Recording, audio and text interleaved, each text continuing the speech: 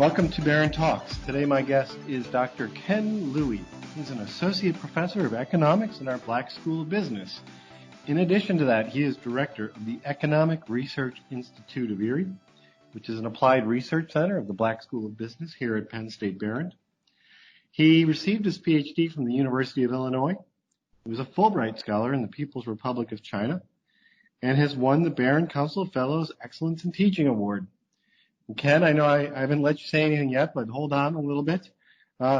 You're well known nationally as well. Your economic analyses are often featured on CBS News, CNBC, and NPR. Welcome to the show. Thanks very much, Ralph. It's good to be with you. Well, we've got a lot to talk about. I just marked this date. You know, we're recording on July 28th. We're in the midst of the COVID pandemic. A lot of our topics on this podcast have now been focused on people in our community, but particularly, what is the impact of COVID and certainly the economy. Huge issue. And you are a resident economist, and we're going to get into a lot of discussion. But before we do, tell us a bit, how did you get here to Behrend? What's your path to Behrend? Sure. Believe it or not, when I was a sophomore in college, I really didn't know what I was going to do. But I was fortunate to have a few very, very passionate and inspiring teachers, both as an undergraduate and also in graduate school. And they really instilled in me a very, very deep passion in understanding economics. So I eventually thought that it would be a great career to teach it and to keep up with the latest trends in the economy. So that's how I ended up being an economist. Penn State Behrend at the time provided the best balance in terms of teaching bright undergraduates and also research resources that allowed me to continue my work in economic analysis. We're glad you made that choice many years ago. And, the thing about, classes in economics is undergraduates fear them, right? Isn't that one of the things? But maybe when they get into them, they find they're not so bad. Is that your experience? Yes. There's a standard joke about economics that says you can split students up into two kinds. One group really hates economics and the other group really, really hates economics. I think that sums it up. Well, I find economists are fascinating people. And it's the way you think, you analyze problems, and it's not just, the economy, all sorts of facets of life that you can look at rational choice or what we believe is rational choice. So how do you explain the field of economics to, like, say, your parents or family members? How do you tell them what you do? Sure. That's a wonderful question because unfortunately, I think the reason that economics has such a poor reputation is because most people go into the class with preconceived ideas. Most people think that it's really all about making money or looking after one's self-interest. But in fact, economics teaches us a very, very important and valuable way to look at society as a whole and to understand and to appreciate all the forces that affect us as individual decision makers and that ultimately influence the performance of the economy and the prosperity of society. So if you look at it through that broader lens of the social consequences of economic decisions, I think students would actually like to learn more about economics from that broader perspective. That's a great point. And really the field that I'm sure you've all looked at it really needs to be branded that way because it is so fascinating. It applies to so many facets of life, and you see so many successful economists. It is amazing, actually. I think it's maybe a little bit unsung. We need to get more students into our major. Yes, we're constantly trying to recruit students to put out this message. And you're absolutely right, Dr. Ford. The research repeatedly tells us that those who have taken formal courses in economics at the university level, in the long run, they tend to make better decisions, better in the sense of being more impactful, more effective, both in their personal lives and in their professional lives. And that's because what we teach them in economics is really a way of thinking, a framework for them to make better decisions. Well, tell us about this research center that you lead here. It's probably, I don't know if I've checked it out to be sure, but I bet you're the longest standing research center on this campus. It's called ERIE, the Economic Research Institute of ERIE. So tell our listening audience, what do you do there? Yes, we certainly go way back. It was established by my predecessors, my very esteemed colleagues, Dr. Barry Weller and Dr. Jim Curry, way back in 1982. And we are very fortunate that building upon their foundations, we are now probably considered to be one of the most respected sources of information and analysis when it comes to the ERIE economy. So our goal is very simple. We try to compile and analyze data and other relevant economic information about ERIE, and we make this research available to the local community with the goal of helping members across the community, whether they be average citizens or business leaders or government leaders, to help them make more informed, fact-based decisions. Now, we also train students, so this is another vital part of our mission. We hire student assistants who work for us, and they learn very valuable skills. Many of our assistants go on to very successful careers in their own right. So we're very proud of that, and all of this fits into the overall mission of Penn State University. Our teaching, our research, our outreach, and service to the community. All of this is really part and parcel of what we do as members of the Penn State community. Yeah, I don't think it's integrated any better than the way you do it in your Economic Research Institute. And what a way for a student to get experience and understand what's going on. It's real life. Yes, absolutely. Well, let me jump to, our current situation. And, ERIE is a manufacturing community, although that's changed, and we talk a lot more about that. Recessions have often impacted us maybe differently than the rest of the country. What are you seeing? What are your indicators telling you about the ERIE economy right now? Sure. First of all, you're absolutely right that we have historically been more reliant on manufacturing, and perhaps partly as a result, we've experienced upturns and downturns in a slightly different way. For instance, recessions in ERIE, the major economic downturns, have tended on average to be more long-lasting. For instance, since the 1960s, the average length of a recession for the U.S. economy as a whole is about 11 and a half months. But in ERIE, during the same time period, recessions have averaged over 19 months on average.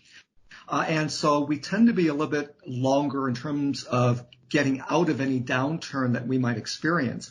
But moving ahead to the current situation, we are, like most other metro areas, quite adversely affected by the COVID-19 pandemic. Just to give you a very, very quick big picture, since January of this year, just before the onset of the pandemic, up until June, which is the latest month for which we have data, ERIE lost over 16,000 jobs, which represents over 12% of total non-farm employment. So that's a rather remarkable downturn. But even if you compare that to the nation, I thought I heard it was 13 or 14%. So it seems to be on par with the rest of the country, or is that greater than the rest of the country? No, it is relatively on par with the country as a whole. Obviously, different metro areas will vary. Some outperform ERIE and others perform even less well. But yes, the national economy also has been losing jobs in the past few months, April being the most severe month of the downturn so far. Have you gone back and historically looked, at pandemics and other shocks? I mean, pandemics must have a very special set of circumstances around them. And of course, we all hear about the pandemic of 1918, and maybe that gives us insight. I mean, does history tell us anything here? Yes. I haven't specifically looked at previous pandemics. I'm afraid I'm not as familiar with the pandemic that hit us 100 years ago. But what I did look at was the most recent major economic hit that we took. This was the Great Recession about 10 years ago. And so if you look at that recession, we were already quite traumatized. Unemployment rose to over 10%, about 10.1% at the trough, the lowest point of the recession. But what we see now is that the employment picture is even worse than it was during the Great Recession. As I've said, just in the last 6 months alone, employment fell by over 12%. So this is in many ways worse than the Great Recession. You'd have to go as far back as the Great Depression of the late 1920s, early 1930s to see a greater downturn in terms of employment and levels of unemployment that exceed the current rate. You know, the one thing, though, that does strike me is, by the way, of course, I'm no economist, but I went back, you know, and you looked at the data, and you saw actually, even in the Great Depression, as horrible as it is, and this is hard because we're all living through it. I'm not trying to minimize it, but there is hope. I mean, it comes out, you could see that dip corrects itself. Now, it may take 3 to 5 years for that dip to correct itself, but historically, there's really never been a time, at least in our modern history, where the economies haven't corrected.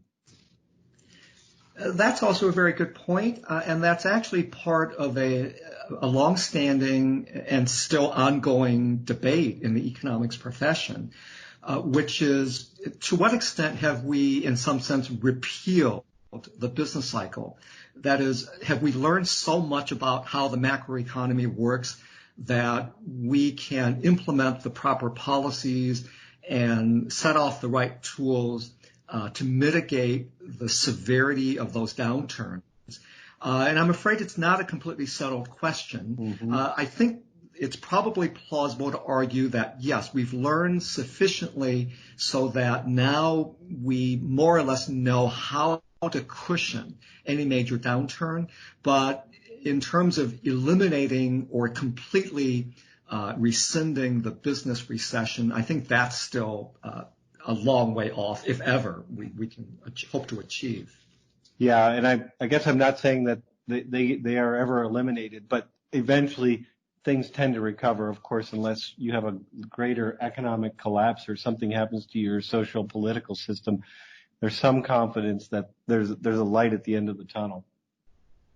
Yes, that has certainly been the historical experience. When I teach macroeconomics, that's a key concept, that we go up and we go down, almost like a roller coaster. The amplitudes vary and the duration of the business cycle varies, but we can pretty much expect the economy to pick back up eventually.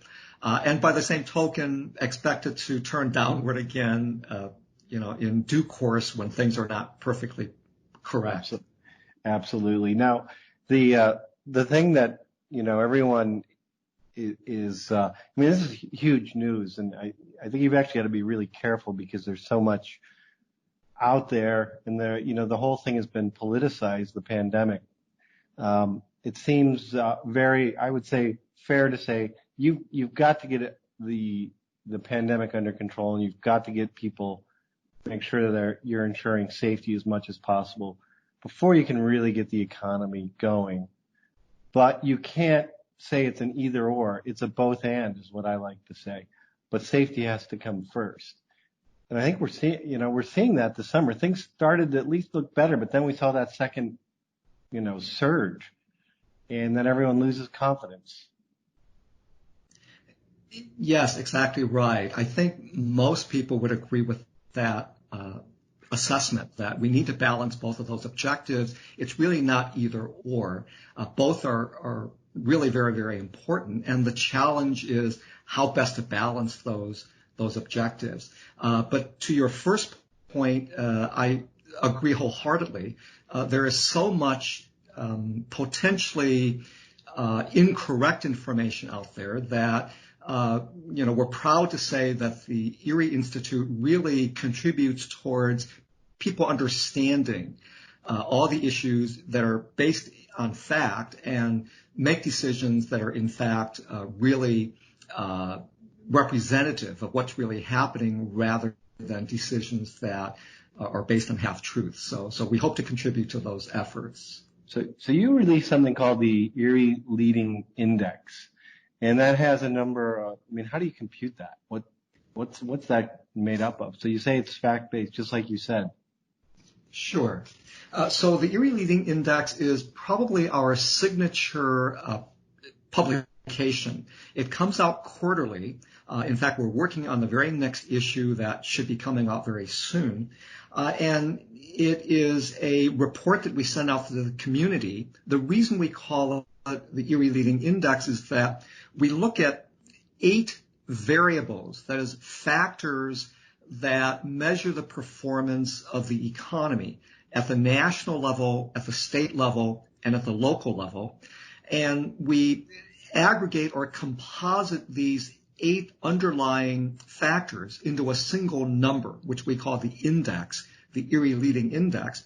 And research at our institute has shown that when this index turns up or down, when it ticks up or when it turns down, it tends to be a good indicator of what's likely to happen in the local economy in the foreseeable future.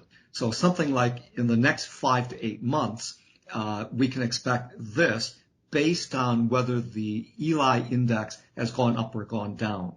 And our record of predicting those so-called turning points is actually fairly good.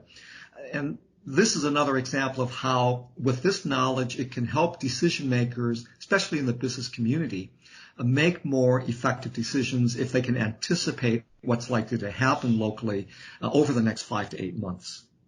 So you said there, too, that, it is an important tool for decision makers, but your record is fairly good. So it's not the dismal science that everybody thinks it is. Do you keep updating that model all the time? Is it a constantly evolving model based on experience?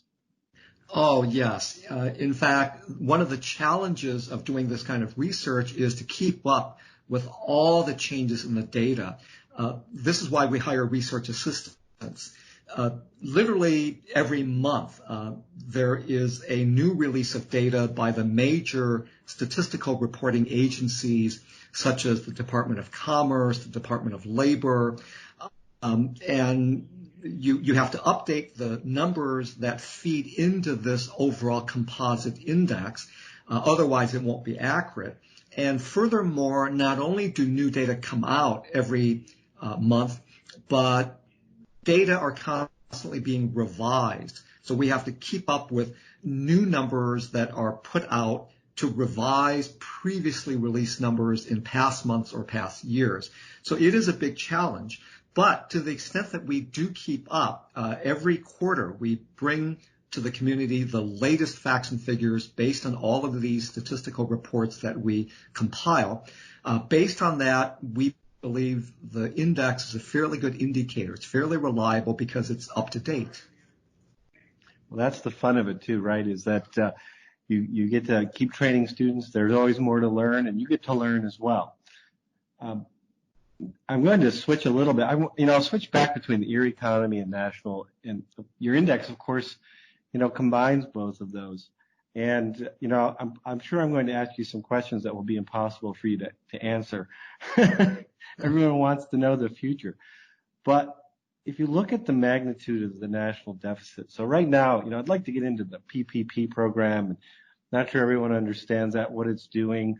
But you look at the spending this year, which, seems justified. You have to do this. But it's, I pulled up the numbers today. $2.7 trillion is the deficit for the first 9 months. $2 trillion more than last year.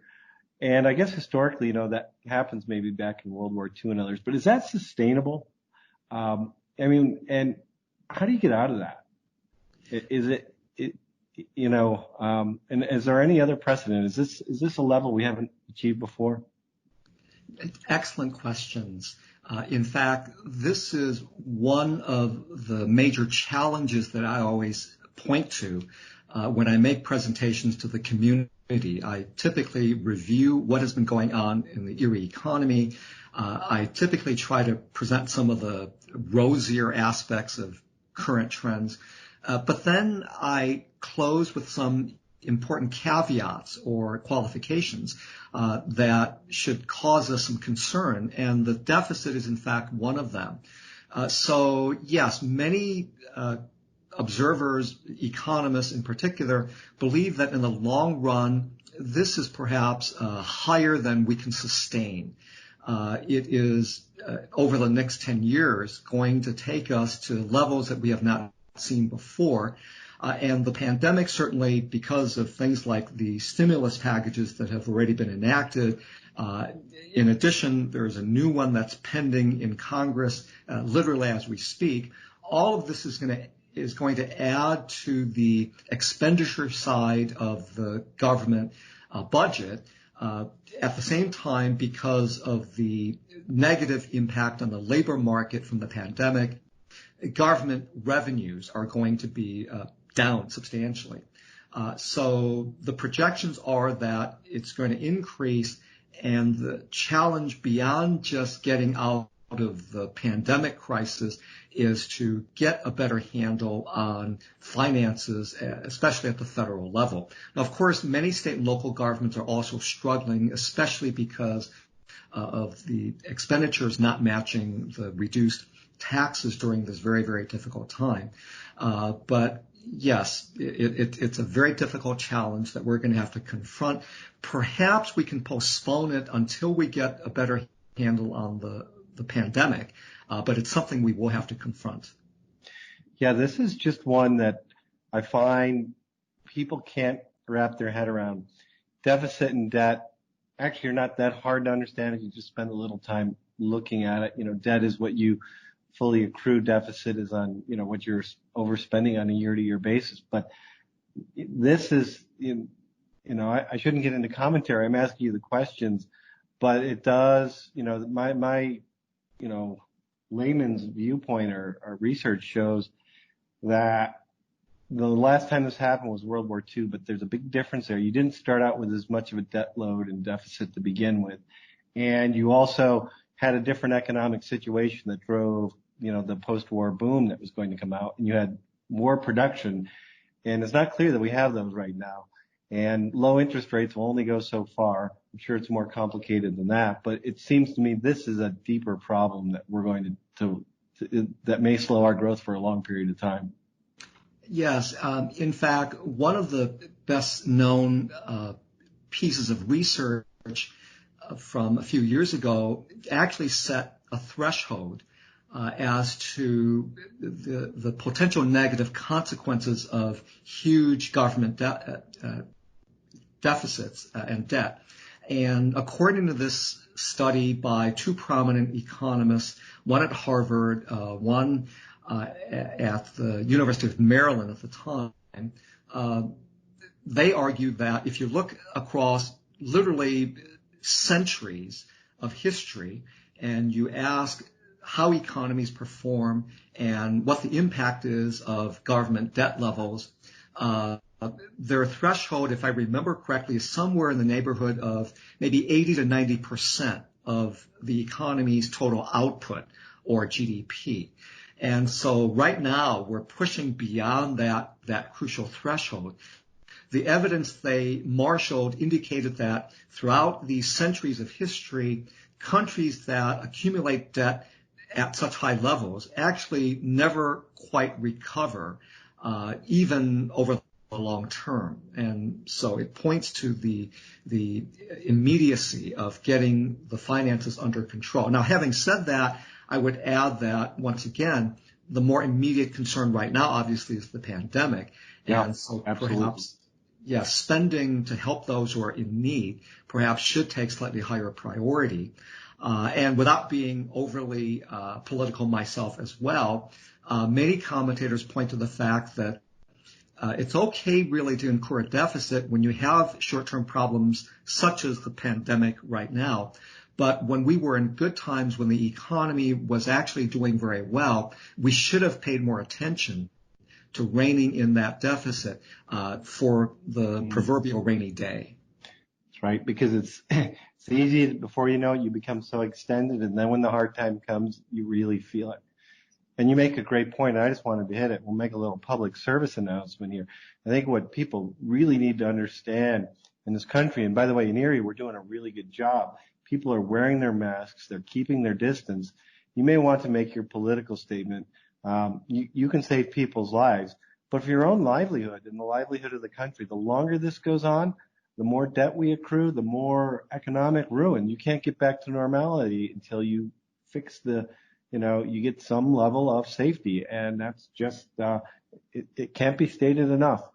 It's in our best interest, our own self-interest, to do that. Ralph, let me reinforce that by adding a little bit of economic theory.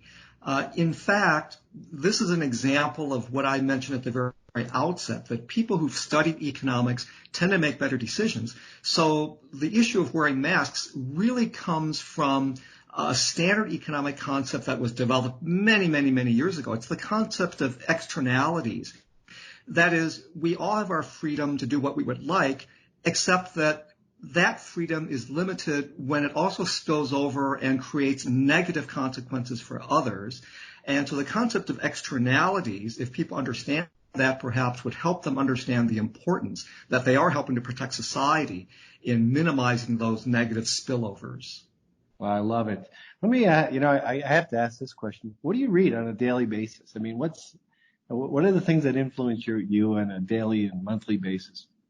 Yeah, right now I'm reading mostly articles about the development of the vaccine, because that's really, as you said earlier, the only way for us to get out of this crisis. But as well, I'm really right now very deep into a new book on immigration, which just came out, I think, last month. It's fascinating because it tracks the history of U.S. policy with respect to immigration starting in the 1920s. And it's really just a remarkable historical analysis leading up to the present. I suggest it highly because it helps us understand some of the current debates regarding that very issue of immigration. Can you tell us what the title is? Maybe you said it. Don't quote me, but I think it's something like an unbridled tide or a rising tide, something to that effect. Because it just came out, I don't have the title down pat. I have the same problem. I'll read whole books or movies and watch them, and it's just our minds focus on different things, but I think that would give our listeners enough. We could do a whole podcast on immigration and the impact on the economy. And you've given some great interviews and put on some seminars and conferences here on campus as well. But the thing that always strikes me is there's also a really simple self-interested thing there. Maybe it fits into your theory of externalities. If you don't have more people, and until our fundamental way of economic growth grows, if you don't have population growth and your population is shrinking, it is so hard to grow an economy. Maybe it's possible, but look at what's happening in Japan. And if you took away immigration, I don't think there's any population growth in the U.S. I think it's shrinkage, and that's a real problem. Am I on good ground there? Yes, that's exactly right. Japan is a very good case study. China perhaps is another example of how the lack of heterogeneity might present challenges as the population ages. So yes, labor is such a vital resource. It really shouldn't matter as long as it's productive labor where it comes from. That's how most economists would view it.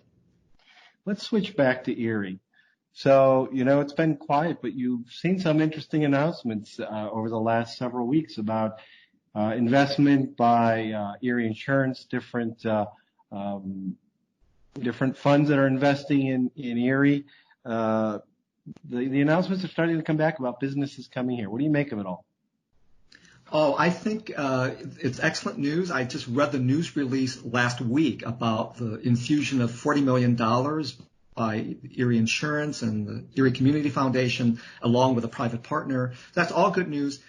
My main point, I think, is that even before the pandemic, ERIE had been making very, very big strides, and we had been gathering a lot of momentum in terms of revitalizing the economy.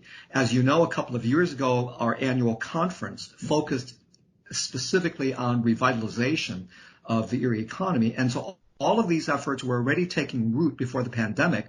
So my observation is that when we get out of this medical crisis, hopefully the momentum will not slow down, because we need that infusion of investment that will increase prosperity and improve the quality of life for everybody in the community.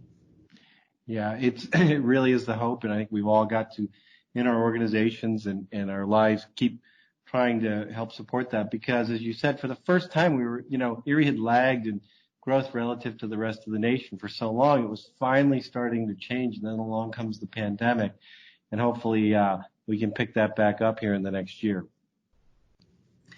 Yes, exactly. Well, we are close to the end of our time. So is there anything you would like to add? Anything that we haven't covered here today, Ken? Well, I'm sorry time is brief, but I'll just add one closing remark, and that is, I think our historical record is that we're fairly resilient. And so if we keep up our cautious optimism, the resilience of people locally will sustain our efforts to get out of this crisis. That's what I would leave our listeners with. That's a great message to end with. Thank you for being my guest today. My guest today has been Dr. Ken Louie, Director of the Economic Research Institute of ERIE, right here in the Black School of Business at Penn State Behrend. Always fascinating. I love talking to you. We'll have to do this again. Yes, of course. Thank you for inviting me. Take care. We'll see you.